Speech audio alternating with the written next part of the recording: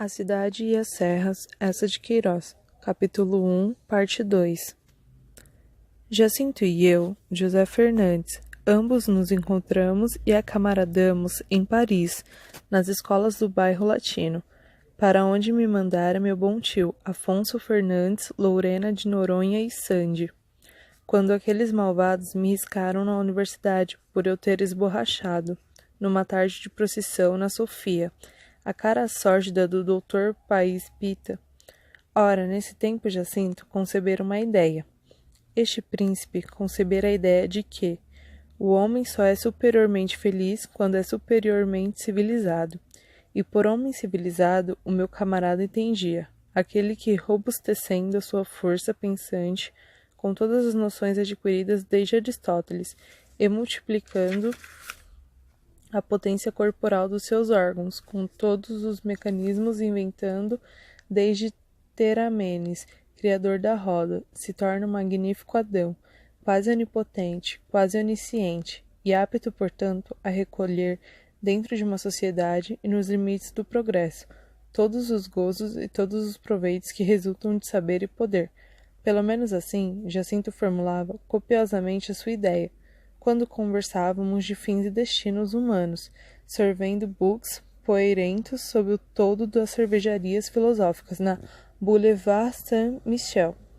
Este conceito de Jacinto impressionara os nossos camaradas de cenáculo, que, tendo surgido para a vida intelectual de 1866 a 1875, entre a Batalha de Sadowa e a Batalha de Sedan, e ouvindo constantemente desde então aos técnicos e aos filósofos que fora a espingarda de agulha que vencera Sadowa, e fora o mestre de escola que vencera em Sedan, estavam largamente preparados a acreditar que a felicidade dos indivíduos, como as das nações, se realiza pelo ilimitado desenvolvimento da mecânica e da erudição. Um desses moços, mesmo o nosso incentivo Jorge Carlandi, reduzir a teoria de Jacinto para lhe facilitar a circulação e lhe condensar o brilho a uma forma algébrica. Suma ciência vezes suma potência igual suma felicidade.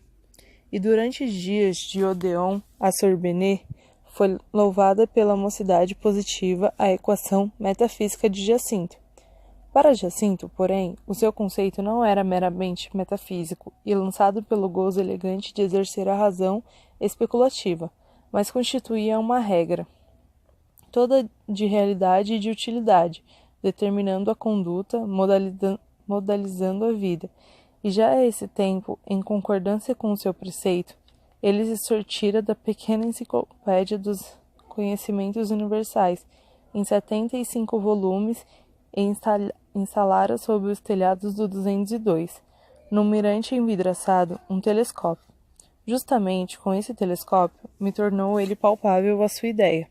Numa noite de agosto, de mole e dormente calor, nos céus remotos lampejavam relâmpagos lânguidos pela avenida dos Campos Elíseos, os friaques. Rolavam para as frescuras do bosque, lentos abertos, cansados, transbordando de vestidos claros.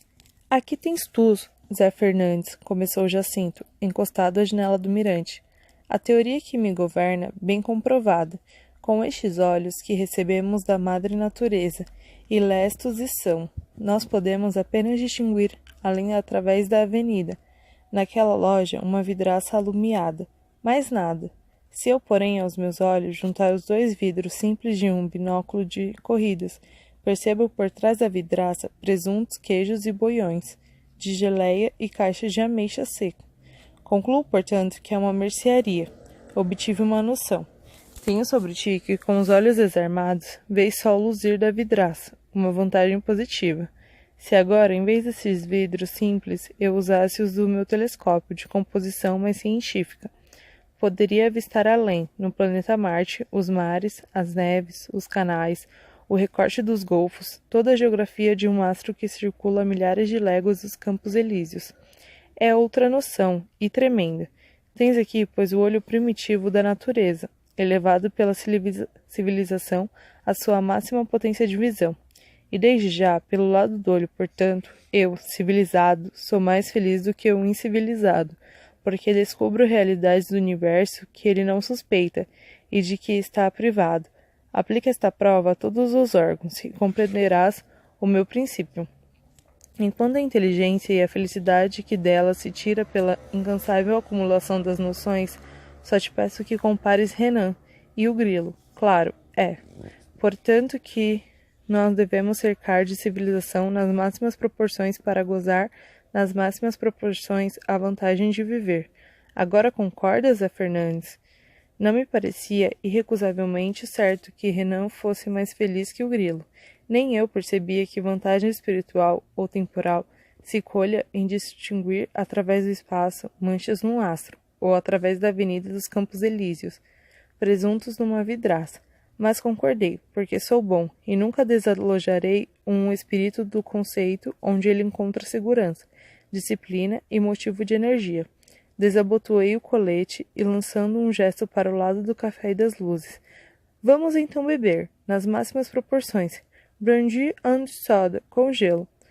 Por uma conclusão bem natural, a ideia de civilização para Jacinto não se separava da imagem de cidade, de uma enorme cidade, com todos os seus vastos órgãos funcionando poderosamente.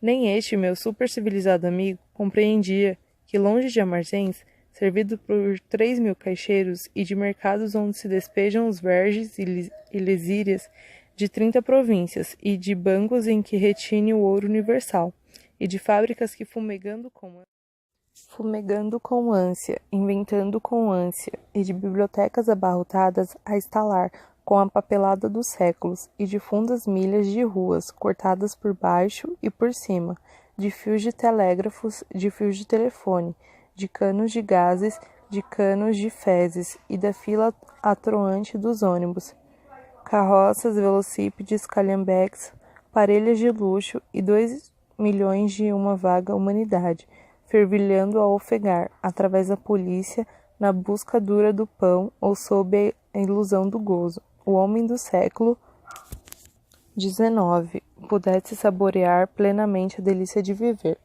Quando Jacinto, no seu quarto 202, com as varandas abertas sobre os lilazes, me desenrolava essas imagens, todo ele crescia, iluminado. Que criação augusta a da cidade! Só por ela, Zé Fernandes, só por ela, pôde o homem soberbamente afirmar a sua alma. Ó Jacinto, e a religião? Pois a religião não prova a alma? Ele encolhia os ombros. A religião, a religião, a religião. É o desenvolvimento suntuoso de um instinto rudimentar, como a todos os brutos do terror, um cão lambendo a mão do dono, de quem lhe vem o osso ou o chicote. Já constitui toscamente um devoto, o consciente devoto, prostrado em rezas antes o Deus que distribui o céu ou o inferno. Mas o telefone, o fonógrafo. Aí tens tu, o fonógrafo? Só o fonógrafo, Zé Fernandes, me faz verdadeiramente sentir a minha superioridade de ser pensante e me separa do bicho.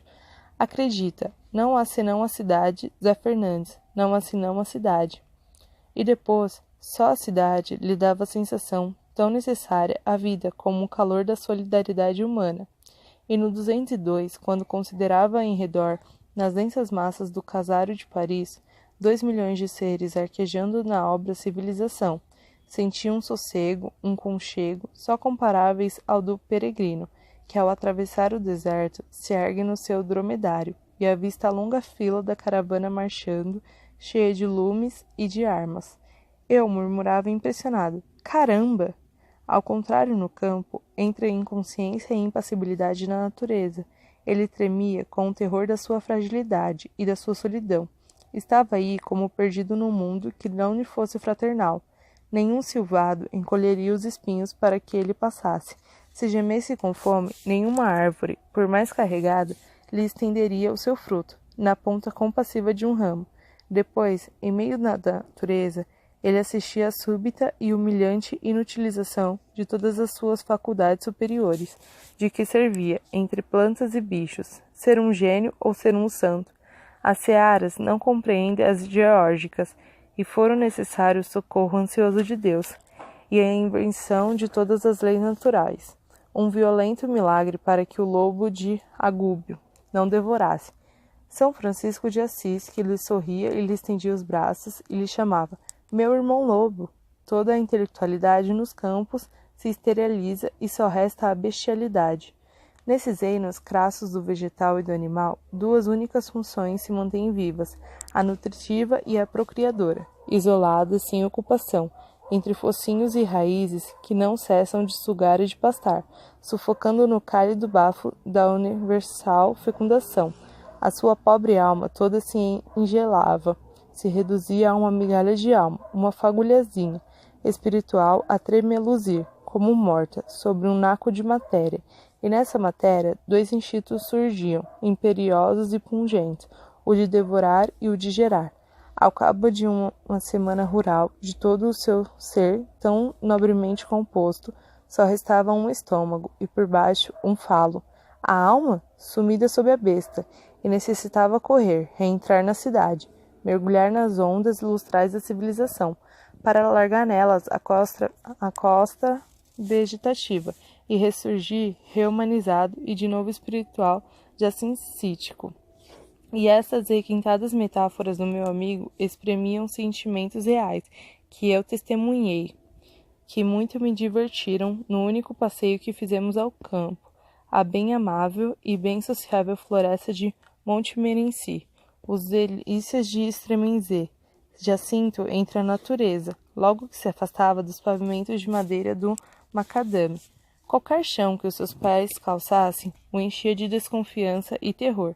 Toda a relva, por mais cresteta que lhe parecia ressumar uma umidade mortal, de sob torrão, da sombra e de cada pedra receava o assalto de lacraus, de víboras, de formas rastejantes e viçosas.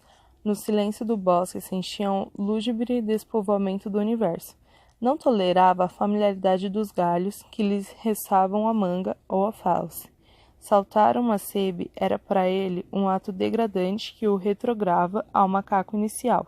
Todas as flores que não tivessem já encontrado em jardins, domesticadas por longos séculos de servidão ornamental, o inquietavam como venenosas, e considerava de uma melancolia funambulesca certos modos e formas do ser inanimado, a pressa esperta e vã dos regatinhos à careca dos rochedos, todas as contorções do arvoredo e o seu resmungar solene e tonto.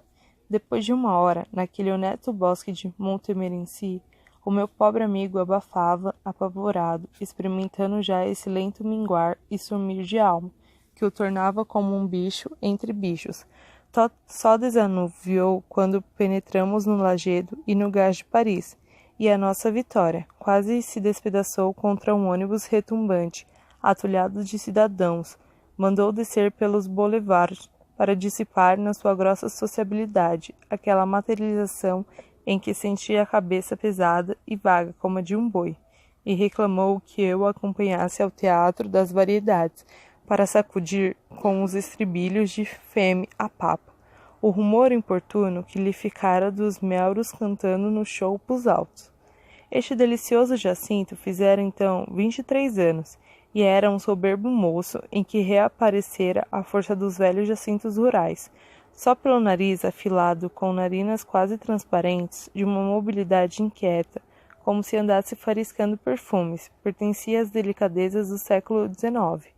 O cabelo ainda se conservava, ao modo das eras rudes, crespo e quase lanígero, e o bigode, como de uma celta, caía em fios sedosos que ele necessitava parar e frisar. Todo o seu fato, as espessas gravatas de cetim escuro que uma pérola prendia, as luvas de anta branca e o verniz das botas vinham de Londres em caixotes de cedro, e usava sempre ao peito uma flor, não natural, mas composta destramente pela sua ramalheteira com pétalas de flores dessemelhantes, cravo, azaleia, orquídea ou tulipa, fundidas na mesma haste entre uma leve folhagem de funcho.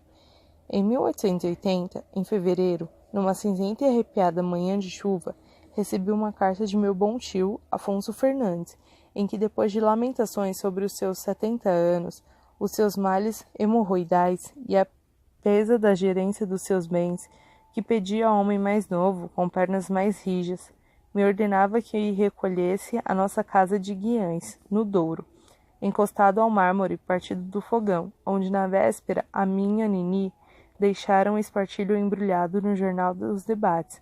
Censurei severamente meu tio, que assim cortava em botão, antes de desabrochar a flor do meu saber jurídico. Depois de um pós-escrito, ele acrescentava: o tempo aqui está lindo, o que se pode chamar de rosas, e tua santa tia muito se recomenda, que anda lá pela cozinha, porque vai hoje em 36 anos que casamos. Temos cá o abade e o quintais a jantar, e ela quis fazer uma sopa dourada. Deitando uma acha ao lume, pensei como devia estar a boa sopa dourada da tia Vivência. Há quantos anos não aprovava nem o leitão assado, nem o arroz de forno da nossa casa. Com um tempo assim tão lindo, já as mimosas no nosso pátio vergariam sob os meus grandes cachos amarelos. Um pedaço de céu azul, do azul de Guiães, que outro não há tão lustroso e macio. Entrou pelo quarto, alumiou sobre a puída tristeza do tapete, relvas, ribeirinhos, malmequeres e flores de trevo de que meus olhos andavam aguados, e por entre as bambinelas de sarja passou um ar fino e forte e cheiroso, de serra e de pinheiral. Assobiando um fado meigo, tirei debaixo da cama a minha velha mala e meti solicitamente entre calças e pelgas um tratado de direito civil, para aprender, enfim, nos vagares da aldeia estendido sobre a faia, as leis que regem os homens. Depois, nessa tarde, anunciei a Jacinto que partia para Guiães. O meu camarada recuou com um surdo gemido de espanto e piedade. Para Guiães? Ó, Zé Fernandes, que horror! E toda essa semana me lembrou solicitamente confortos de que me deveria prover, para que pudesse conservar nos ermos silvestres, tão longe da cidade, uma pouca de alma dentro de um pouco de corpo. Leva uma poltrona, leva a enciclopédia geral, leva as caixas de aspargos. Mas para o meu Jacinto, desde que assim me arrancava da cidade, eu era arbusto desarraigado, que não revivera. A mágoa com que me acompanhou ao comboio conviria excelentemente ao meu funeral. E quando fechou sobre a mim a portinhola gravemente, supremamente, como se cerra uma grade de sepultura, eu quase solucei, com saudades minhas. Cheguei a Guiães. Ainda restavam flores nas mimosas do nosso pátio. Comi com delícia a sopa dourada da tia Vicência. De tamancos nos pés assisti a ceifa dos milhos. E assim, de colheitas a lavras, crestando ao sol das eiras, caçando a perdiz nos matos geados, rachando a melancia fresca na poeira dos arraiais, arrachando a magostus, separadando a candeia, atiçando fogueiras de São João, enfeitando presépios de Natal. Por ali me passaram docentemente 7 anos, tão atarefados que nunca logrei abrir o Tratado de Direito Civil, e tão singelos que apenas me recordo quando, em vésperas de São Nicolau, o abade caiu da égua à porta do Brás das Cortes. De Jacinto só recebia raramente algumas linhas, escrevinhadas à pressa por entre o tumulto da civilização. Depois, num setembro muito quente, ao lidar da vindima, meu bom tio, Afonso Fernandes, morreu, tão quietamente, Deus seja louvado por esta graça, como se cala um passarinho ao fim do seu bem cantado e bem voado dia. Acabei pela aldeia a roupa do luto. A minha filhada, Joaninha, casou na matança do porco. Andaram obras no nosso telhado. Voltei a Paris.